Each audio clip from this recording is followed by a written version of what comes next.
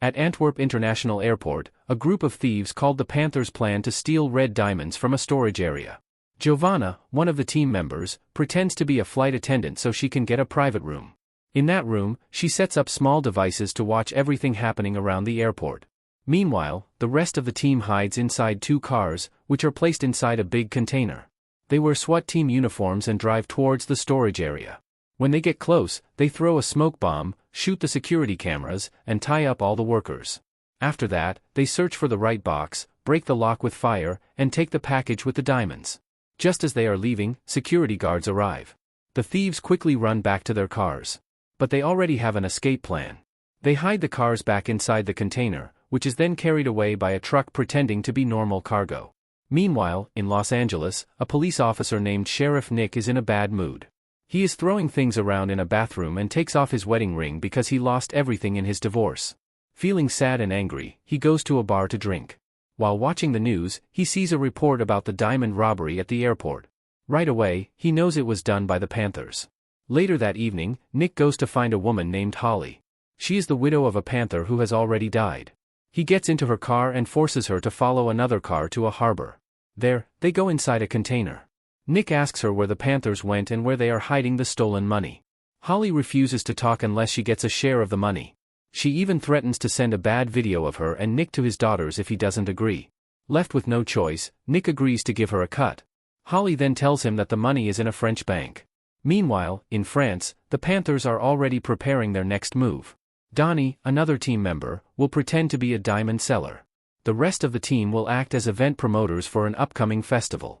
Giovanna introduces Donnie to Shava, the wife of a bank manager. Donnie shows her the stolen red diamonds to prove his fake identity. Shava takes Donnie to the World Diamond Center, where he carefully observes all the security cameras and the movements of the guards. He is given an office to manage his diamonds, but he is not allowed to have a safe box because they are all full. On his way out, Donnie tells Giovanna that they must find a way to get into the vaults. But they don't realize that someone is secretly watching them. At the same time, in Italy, a mafia boss named Octopus finds out that his red diamonds were stolen. Angry, he orders his men to track them down. Later, Shava takes Donnie to an expert who checks if the red diamonds are real. Donnie is surprised when he finds a hidden tracker inside the diamond package. But before he can do anything, Shava throws the tracker into a cup of coffee. Then, she offers Donnie less money than the diamonds are worth. Donnie knows he needs her help, so he has no choice but to accept the deal. After finishing the transaction at the bank, he goes back to his team's secret base to discuss the next step. Giovanna gives everyone new SIM cards and assigns different tasks based on their skills. As they look at a map, they realize they still don't know enough about the vault security. Donnie decides he must do more research before they make their next move. The first thing the Panthers need to do is find a safe way to escape near the Italian border. They want a route without security cameras. That afternoon, Nick arrives in France and meets Detective Hugo. Hugo has been investigating the Panthers for a long time. They talk about their cases and realize they are chasing the same gang. Hugo shows Nick security footage from the bank, and Nick gets excited when he sees Donnie on the screen. However, he pretends not to recognize him and quickly leaves. That night, the Panthers go to a bar. Giovanna flirts with a bank guard while secretly installing an app on his phone. This app lets the team spy on his device. Meanwhile, Donnie goes home and is shocked to find Nick sitting at his table, eating. Donnie pulls out his gun, but before he can do anything, Nick pushes the table, grabs the gun, and takes control. Nick then surprises Donnie by saying he is broke. Nick admits that he is tired of being a police officer. He works hard but never gets anything in return. Now, he wants to help the Panthers rob the bank. Donnie has heard rumors that Nick was fired, but he still doesn't trust him. However, Nick threatens to hand him over to Hugo if he doesn't agree. Left with no choice, Donnie agrees to introduce Nick to the Panthers. The next day, Octopus men arrive in France. They talk to local criminals, searching for clues about the stolen diamonds. Eventually, they find a video of Donnie and discover that he was the last person to have the diamond tracker. Meanwhile, Donnie introduces Nick to Giovanna. That night, Nick meets the entire Panther team at a bar. To prove he is no longer a cop, he takes some illegal substances. Then, he starts dancing with Giovanna. He dances so closely to her that it makes Marco jealous. Marco and Giovanna used to date. Donnie warns Nick to stop before he causes trouble, but Nick ignores him and keeps getting closer to Giovanna. Angry, Marco steps in and headbutts Nick, starting a fight. As they wrestle on the ground, Donnie tries to break it up, but Vuk stops him and starts another fight. Soon, the bar's security arrives and kicks the entire team out. The police also show up. Hugo searches Nick but lets him go without arresting him. Nick and Donnie start heading home when suddenly, the Italian mafia appears. The men grab them, shove them into a car, and drive away. The next morning, Nick and Donnie wake up on a boat in the middle of the ocean. The Italians tell them they must return the red diamonds if they want to stay alive. Then, they push both men into the water and sail away. As they swim back to shore, Donnie tells Nick that he had no idea the red diamonds belonged to the mafia. Once they reach land, Nick makes a big decision: he wants to quit the heist. He knows the Italian mafia is too dangerous, and he doesn't want to be involved anymore.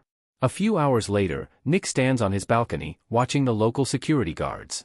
While he is looking, Donnie calls him and convinces him to rejoin the heist. Nick meets with the team and finds out that Marco and Vuk have quit. The Panthers cover Nick's head with a bag so he won't see where their secret headquarters is. Once they arrive, they explain the plan. The bank has 127 security cameras, but they switch views every 10 seconds.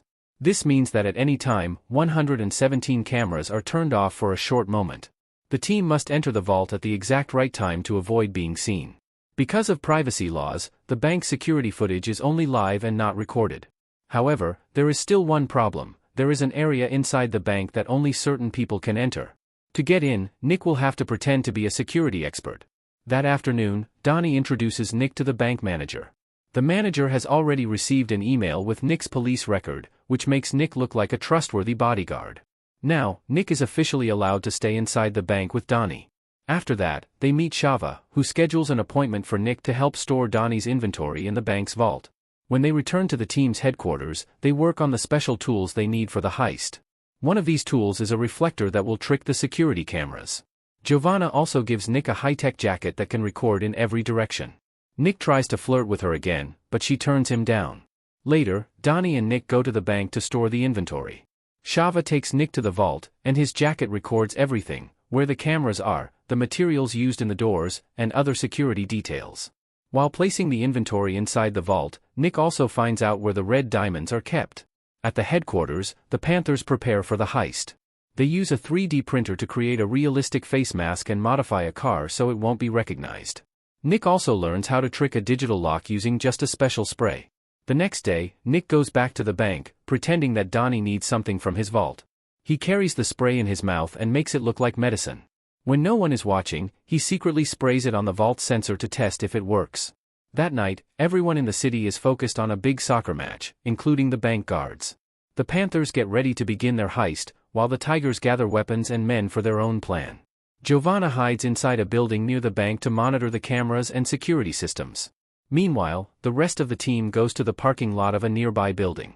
Donnie wears a mask that makes him look exactly like the bank manager so he can fool the security cameras at the entrance.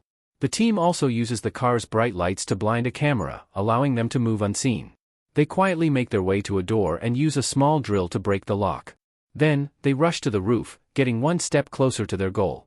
Using a metal bar, the team carefully crosses the gap between two buildings and reaches the bank's roof. Giovanna watches the security cameras and tells them when it's safe to move. The men break another lock and wait for the right time to go downstairs. Every time the camera is about to change views, Giovanna warns them to stop and wait. Once the camera cycles back, they continue moving. They reach an elevator and force the door open. One by one, they carefully climb down. They only have a few seconds before the camera switches back, but they move fast enough to close the elevator door just in time. Next, they line up behind the reflector to cross the hallway without being seen. Finally, they reach the vault. The first gate is easy, they pick the lock. But the vault itself is harder. They use advanced tools to unlock it without making any noise. Inside, they break open every box and grab as many valuables as they can. However, Nick and Donnie grow frustrated because they can't find the red diamonds. At that moment, the bank manager is watching the soccer game, but his team starts losing. Annoyed, he decides to go back to the bank.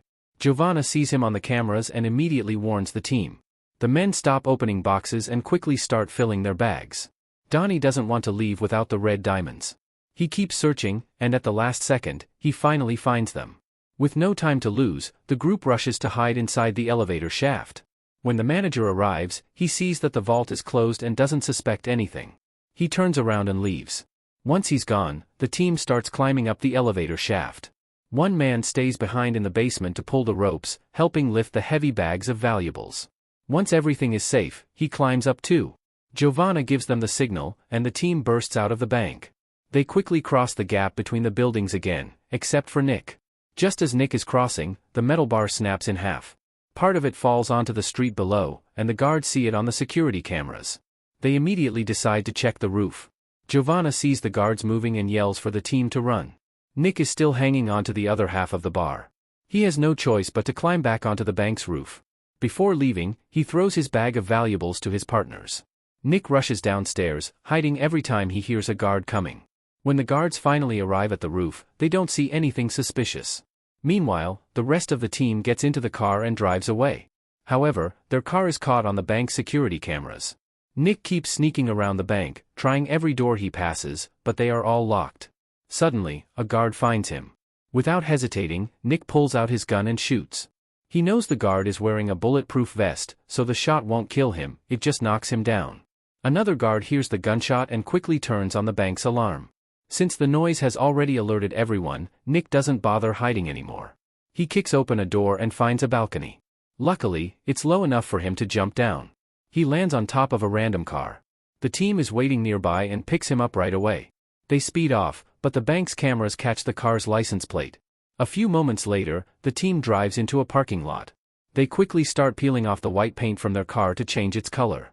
They also switch the license plate to a new one.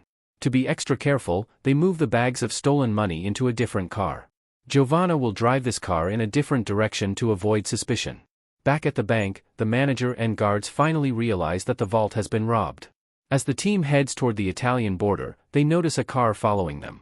It doesn't look like a police car, but they don't take any chances. They grab their guns, ready for anything. Suddenly, a second car appears behind them and starts shooting. It's Marco and Vuk, along with the Tigers, out for revenge. Nick and the others fire back while Donnie drives like a maniac, swerving to dodge the bullets. Both sides keep shooting, and a few of them get wounded. But no one is winning. Then, Donnie does something unexpected. He suddenly turns the car around and starts driving backward. Now, the Panthers have a better angle to shoot. They hit a few of the attackers, but it's still not enough to stop them. The chase continues through a dark tunnel, then across a bridge leading to a mountain road. Nick finally lands a perfect shot, hitting the driver of one of the enemy cars. It spins out of control and flies off the road, crashing down a cliff. Unfortunately, now the Panthers are out of bullets. The Tigers take advantage and shoot at their tires, making Donnie lose control. Their car crashes into the mountainside. Marco and Vuk stop their cars and step out, ready to finish off the Panthers. But before they can fire, a new group arrives, the Italian Mafia. Without hesitation, the Italians shoot and kill Marco and Vuk. Donnie then hands over the red diamonds to Octopus Men. In return, they give him the keys to another car so the Panthers can escape. Before leaving, the Panthers burn their crashed car. They bandage their wounds and finally make it to Italy. In Italy, they reunite with Giovanna and celebrate their successful heist. But their happiness doesn't last long. Suddenly, police storm the place and arrest everyone. As Donnie and Giovanna are being taken away, they notice something strange. Nick is being put into a separate vehicle. That's when they realize the truth. Nick had been working with Detective Hugo all along to bring down the Panthers. The news of the arrest spreads quickly, and when Octopus hears about it, he comes up with an idea. Some time later, Nick visits Donnie in prison. He admits that he had tricked the team from the very beginning. But he also says that his friendship with Donnie was real. Before leaving, Nick gives Donnie a strange piece of advice: sit in the back left. Later, when Donnie is being transported to another prison, something unexpected happens. 2 helicopters suddenly land in the middle of the road, blocking the police convoy. Remembering Nick's words, Donnie sits in the back left seat. A group of masked men storms in, takes down the guards, and rescues him. They take him away in one of the helicopters. Donnie is flown to Octopus House, where he finally learns the truth: the Italian Mafia was behind the rescue. Octopus is impressed by Donnie's skills. He wants him to work for the Mafia now. Later that day, Nick receives a message from Donnie. It simply says, "See you soon. Thanks for watching and don't forget to subscribe. See you in the next video."